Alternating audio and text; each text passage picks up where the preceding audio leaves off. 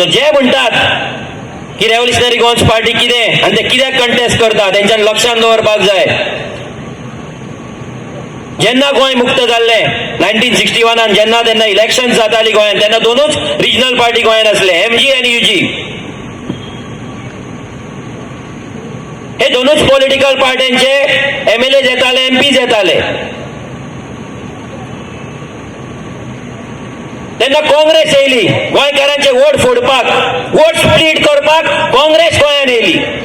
गोंयकारांची मतां घेवपाक ही नॅशनल पार्टी गोंयांत येयली. तेंच्यांनी गोंयकारांची मतां घेवपाक चालू केली. 1989 BJP येयली.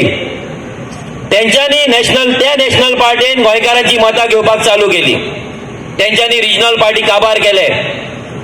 BJPन MGPक खाल्ली आनी काँग्रेसीन UGक खाल्ली.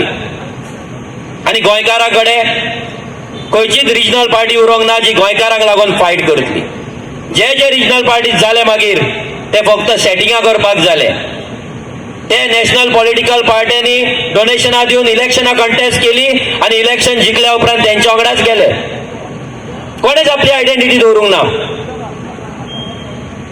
फर्स्ट टायम इतल्या वर्सांनी रिजनल पार्टी म्हणून रेव्होल्युशनरी गोवन्स पार्टी गोंयकारांक मेळ्ळी. जो वोट शेअर हे नॅशनल पॉलिटिकल पार्ट्यांनी घेवन गेला आमच्या कडल्यान, तो वोट शेअर परतो आमच्या कडेन हाडपाचें काम रेव्होल्युशनरी गोवन्स पार्टी करतली. आमी कोणाचे वोट स्प्लीट करपाचे ना. आमी आमच्या हक्काचे वोट जे हेंच्यांनी चल्ला ते परत हाडपाचें काम आमी करतले.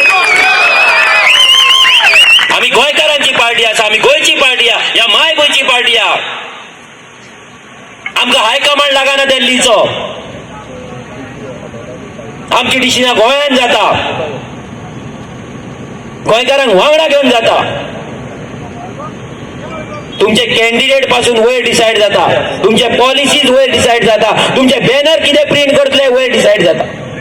आनी तुमी सांगता गोंयांक लागून आमी काम करतले म्हणून.